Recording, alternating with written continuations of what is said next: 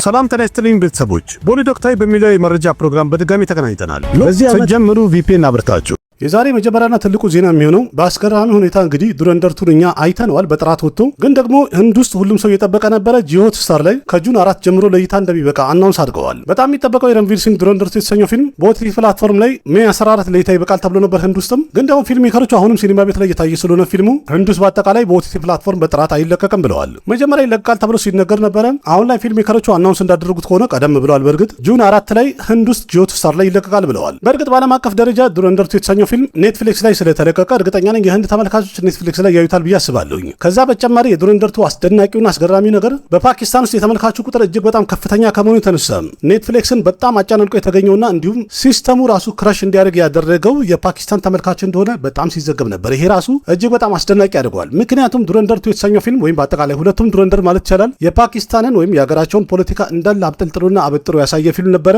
እንዲያውም የሚጠላው ሰው ቢኖር ይህንን ፊልም የፓኪስታን ተመልካቾች በጣም ይጠሉታል፣ ከነጨራሹ አይወዱትም ሲባል ነበረ። ግን የተወራውና የሆነው ነገር እጅግ በጣም ተገላቢጦሽ ሆነው ተገኝቷል። ይህንን ፊልም በእርግጠኝነት በጣም ብዙ ተመልካች አግኝቶ ኔትፍሊክስ ላይ አጨናነቀ ወይም ደግሞ ብዙ ተመልካች አየው ተብሎ የተዘገበው እንግዲህ ከፓኪስታን እንደሆነ ታሪኩ በጣም አስገራሚ ያደርገዋል። ይሄ ራሱ አይገርማችሁ? ዱረንደር ቱ እስካሁን ድረስ በአጠቃላይ እንኳን መለስ ብለን ስናይ በዓለም አቀፍ ደረጃ 1840 እና ከዛ በላይ እንደሰበሰበ የተነገረ ሲሆን በከሮር ማለት ነው። ግን ቀደም ብለው የመጀመሪያው ዱረንደርና ሁለተኛው ዱረንደር ዘ ሪቬንጅ የተሰኙ ፊልሞች ሃይፓቸውና ስኬታቸው ከታየ በኋላ ሁሉም እርግጠኛ ሆነው እንግዲህ ደንገል የተሰኘውን ፊልም አልፎና በልጦ ይሄዳል ብሎ ነበረ።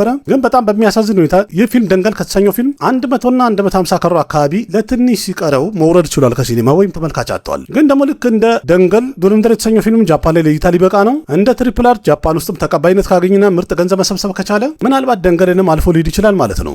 በአስገራሚ ሁኔታ አሁንም እንኳን ፊልሙ ቦክስ ኦፊስ ላይ እየታየ ነው ያለው ወይም ሲኒማ ቤት ላይ እየታየ ነው ያለው። ጨርሶ በሚወርድ ሰዓት ላይ ደግሞ በአጠቃላይ ምን ያህል ሰብስቧል የሚለውን አብረን ምን ይሆናል። ዱረንደር ቱ ወይም ዘ ሪቬንጅ የተሰኘው ፊልም ደንገልን እንኳን በልጦ መሄድ አልቻለም። እስቲ እናንተ ልጠይቃችሁ፣ በቀጣይ ከሚወጡ ፊልሞች መሃል የደንገልን ገቢ በልጦና ሰብሮ ሊሄድ የሚችል የትኛው ፊልም ሊሆን ይችላል ትላላችሁ? በቀጣይ ከሚወጡት ፊልሞች መሃል እስቲ ያላችሁን ሀሳብ አስተያየት በርዕስ አስቀምጡልኝ። ስለዚህ ዱረንደር ቱ የተሰኘው ፊልም ከጁን 4 ጀምሮ ህንድ ውስጥ ይለቀቃል ማለት ነው። ዌልካም የተሰኘው ፊልም ፓርት እንደሚኖርና እንደሚቀጥል ከተነገረ ቆየት ብሎ ነበረ። አሁን ሶስተኛው ደግሞ ዌልካም ቱ ዘ ጀንግል የተሰኘው ፊልም ሁለተኛ ቲዘሩ ለእይታ በቅቷል። ቲዘሩ ሲታይ ደስ የሚል ነገር አለው። ፊልሙ በአጠቃላይ ይዘቱ በኮሜዲ ላይ እንደሚያጠነጥንና በኮሜዲ የተሞላ እንደሆነ በደንብ አረጋግጦልናል። በዛውም ደግሞ ጀንገል አድቬንቸር ታሪክ እንዳለው በደንብ አሳይቶናል። ታሪኩ ምናልባት እንግዲህ አንድ ፊልም እየቀረጹ ወይም በቀረጻ ሰዓት ላይ መሰረት ያደረገ ይመስላል። ምክንያቱም እዚህኛው ቲዘር ላይ እንዳሳዩት ከሆነ አክተሮቹ እንዳለ ጫካ ውስጥ የሆነ ፊልም ቀረጻ እያደረጉ ይታያል። ስለዚህ በቀጣይ እንግዲህ በፊልሙ ቀረጻ ሰዓት ላይ እዛው ጫካ ውስጥ እነዚህ ሰዎች ምን ያጋጥማቸዋል እና ቀሪውን ታሪክ ፊልሙን ስናይ ነው የምናውቀው ማለት ነው።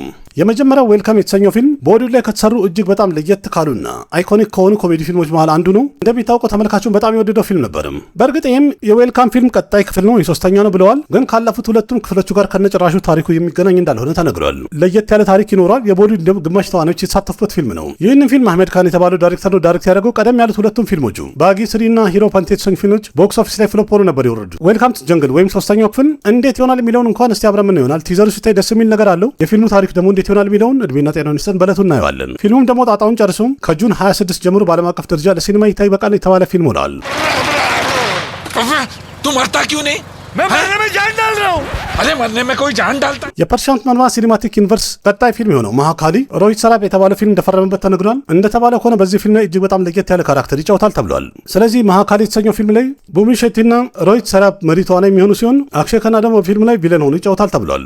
የማሃካሊ ፊልም ቀረጻ በአሁኑ ሰዓት ላይ በጣም ተጣጥፎ እየቀጠለ ነው ያለው። ግን ደግሞ ቀረጻው ምን ያህል ፐርሰንት ሄዷል፣ ምን ያህል ፐርሰንት ይቀረዋል ስለሚለው ምንም አይነት የወጣ መረጃ የለም። ቀደም ብሎ በእርግጥ ይህ ፊልም ጣጣውን ጨርሶ እስከዚህ ዓመት መጨረሻ ድረስ ለእይታ ይበቃል ሲባል ነበረ። ስለዚህ በቀጣይ ማሃካሊ ከተሰኘው ፊልም ጋር የተያያዘ አፕዴቶች እስከሚወጡ ድረስ እንጠብቃለን ማለት ነው። ባለፈው ሳምንት ራም ፑተኒኒ ልደቱን ባከበረ ሰዓት ላይ አዲስ ፊልም አናውንስ የተደረገ ሲሆን ይህንን ፊልም ደግሞ ራሱ ዳይሬክት ያደርገዋል ተብሏል። ከትወና በተጨማሪ ራም ፑተኒኒ ወደ ዳይሬክተርነቱ ዓለም እየተቀላቀለ ነው ያለው። 23ኛውን የራሱን ፊልም ደግሞ ራሱ ዳይሬክት ያደርገዋል ተብሏል። እንደተባለው ከሆነ አንድ ኢንቴንስ የሆነ አክሽን ድራማ ፊልም ነው የተባለ ሲሆን የራም ፑተኒኒ ስሙም ደግሞ ወይም ካራክተሩ በፊልሙ ላይ ቪራ ይሆናል ተብሏል። ፈርስት ሉክ ግሊፕሱ ወይም የመጀመሪያ ግሊፕሱ ለእይታ አልበቃም፣ ግን ከፊልሙ ጋር የተያዘ አንድ ፖስተር ሼር ያደረጉ ሲሆን ፖስተሩ ላይ ደግሞ ራም ፑተኒኒን ከጀርባ አሳይተውናል። የፊልሙ ቀረጻ ጁን ላይ 1 ብሎ እንደሚጀምር የተነገረ ሲሆን ከሆነ እንግዲህ እስከዚህ ዓመት መጨረሻ ድረስ ፊልሙ ጣጣውን ጨርሶ ለእይታ ይበቃል ማለት ነው።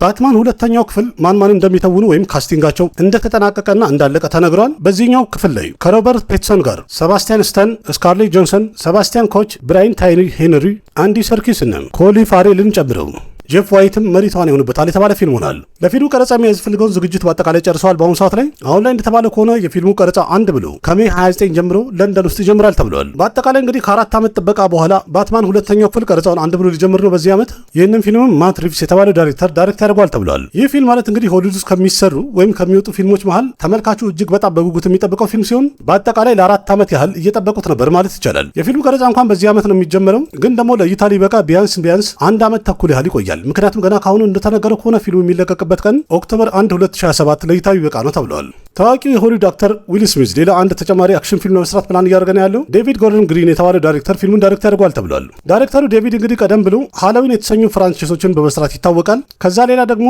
ዘ ኤግዞሪስት የተሰኘውን ፊልም ዳይሬክት አድርጎ ነበረ። ሁሉም ፊልሞቹ ማለት በሚቻል ደረጃ ቦክስ ኦፊስ ላይ ምርጥ ገንዘብ ሰብስበውለታል። ስለዚህ ዳይሬክተሩ ዴቪድ ከዊል ስሚዝ ጋር አንድ አክሽን ፊልም ለመስራት ፕላን እያደረገ ነው ያለው። የዛ ፊልም ርዕስም ደግሞ ሱፐርማክስ ይሆናል ተብሏል። ሱፐርማክስ ማለት አንድ ኢንቨስቲጌቲቭ አክሽን ትሬለር ፊልም ሲሆን ይህም ማለት ደግሞ የፊልሙ ታሪክ በአጠቃላይ በአንድ ኤፍቢአይ ኤጀንት ታሪክ ላይ የሚያጠነጥን ይሆናል ማለት ነው። የፊልሙ ቀረጻ ኦገስት ወር ላይ አንድ ብሎ ይጀምራል። ካለቀ እስከ 2027 አጋማሽ ድረስ ለይታ ይበቃል ማለት ነው።